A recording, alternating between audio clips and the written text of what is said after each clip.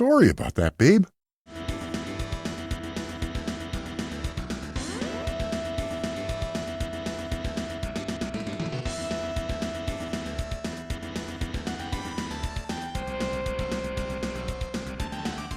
Oh boy, Lagoon on the SNES.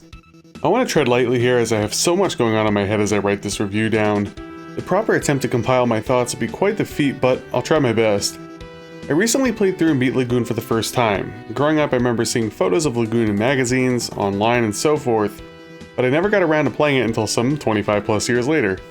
Lagoon is a top-down action RPG that originally came out on the Sharp X68000. Is that how you pronounce it? Or is it just all the numbers sounded out individually? I don't know, anyway. For the purpose of this review, we'll be focusing solely on the SNES port that was developed and published by Kemco Saika, released in North America in December of 1991.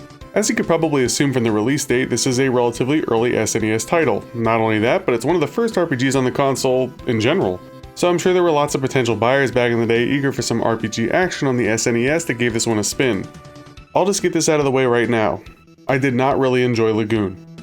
However, I'm trying to keep in mind the early release of this game, and I like to highlight some of the clear positives of it, because I truly believe that everyone should try something themselves before casting it into the fire. The general story of Lagoon is as follows. Lakeland was a proud and prosperous country. Unfortunately for them, Lakeland developed a big, muddy problem. The water had gone bad.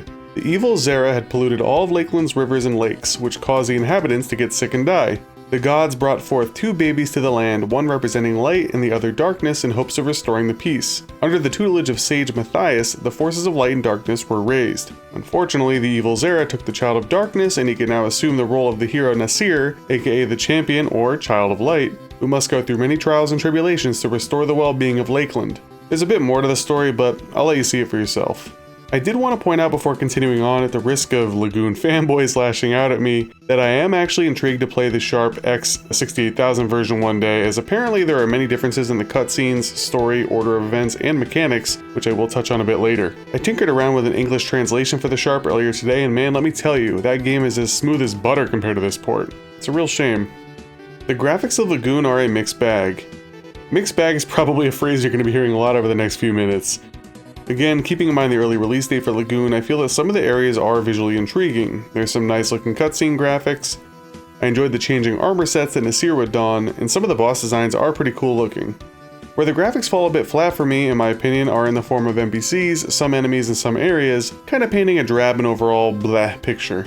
Also, this game is not very smooth. It appears to the eye that it runs at something like 24 or 30 FPS as opposed to 60. It's very noticeable to someone like me who is overly sensitive to game frame rate, and like I'd mentioned, I tried the Sharp version and it is way smoother. Also, lumped in with the graphics is the camera. The camera in this game sucks. It does not move along with you very well, and you'll find yourself in many spots where you might have a platforming segment coming up and you can barely see what's ahead of you. It's just not intuitive, and when you play, you'll see exactly what I'm talking about. The controls of Lagoon honestly are more bad than good. To me, Nasir felt pretty stiff, especially in relation to some enemies that can move seemingly at the speed of light while he cannot.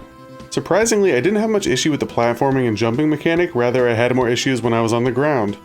It's relatively easy to use your items and cast your spells after assigning with the L and R buttons respectively, and the attack button itself is responsive. However, I have issues with almost all of these things, but I guess it's not directly tied to the controls, so I'll save it for later. The sound of Lagoon is a very tricky subject to approach. The music of Lagoon? It's awesome. There are so many amazing tracks, especially those that are fast-paced. It's a really rockin' soundtrack, and it gets the blood flowing and has you ready to chop up some baddies. However, the actual sound effects of Lagoon is quite the opposite. It's lacking. For example, there's literally no sound for you swiping your sword, but there is a sound for when you shoot magic, which is kinda strange.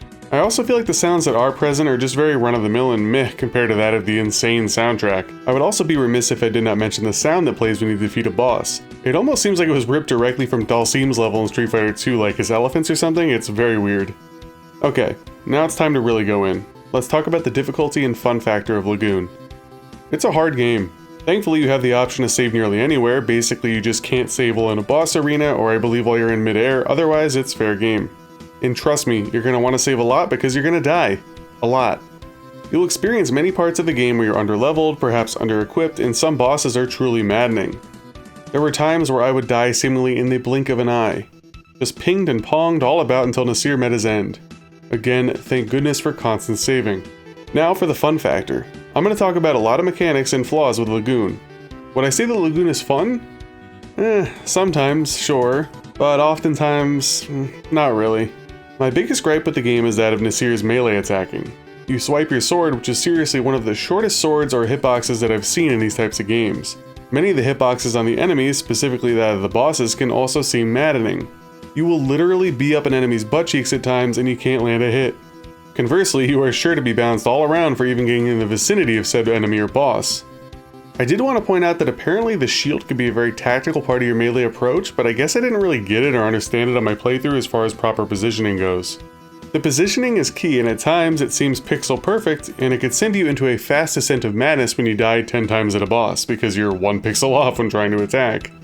The menuing in this game is also a chore. You're basically only allowed to do one thing at a time in the menus as far as equipping, and for whatever reason there is a lengthy fade transition when going in and out of the menus, seemingly like a load time, but this is a friggin' SNES game, man. So when you misclick or forget something, dealing with this loading time becomes a, albeit small, still a hassle. This also reminded me that when you level up, the game doesn't even alert you. You have to manually check the pause menu yourself, or have the game memorized to a T. It'd be nice for a nice little, I don't know, level up jingle or something, anything. The magic system is actually pretty interesting. You can gain up to 16 different combinations of spells when choosing your staffs and crystals.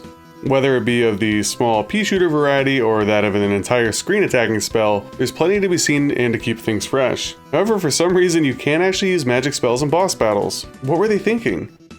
They literally force you to use straight melee, which is the weakest spot of the combat mechanics. Thankfully, the devs had some mercy and allowed you to use special rings during the boss fights, as well as elsewhere, that consume your MP while giving you various buffs in attack, defense, curing your character, making you invulnerable, etc. I had a lot of fun with the magic spells and system, however not being able to use it at the bosses and having many enemies just be immune to the spells kinda got annoying, and I didn't really use it as much down the stretch of the game. I also wanted to complain briefly about the design of the dungeons and overworld.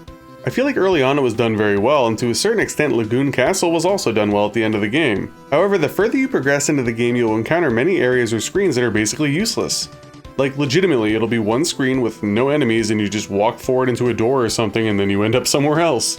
Also, throughout the game, many of the dungeons are just littered with empty rooms and dead ends that remind me of Final Fantasy II on the Famicom/NES, and thank fucking god there was only one escort quest, because of course, right at the beginning of the game, with brain-dead Giles who moves slower than a fucking snail and just gets caught up on every single wall and gets lost, I was so concerned that this would be a recurring thing in the game, and thankfully it wasn't, but it was still triggering that I even had to go through it once.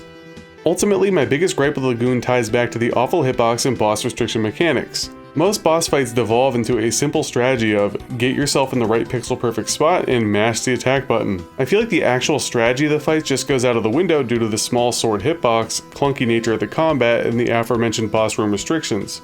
I found that the majority of the frustrations that I had with this game laid within these boss room walls. If you want to see some good rage, check out the latter half of my playthrough. Lagoon came out during the early part of the SNES lifecycle, and because of that it remains a bit of a unique game.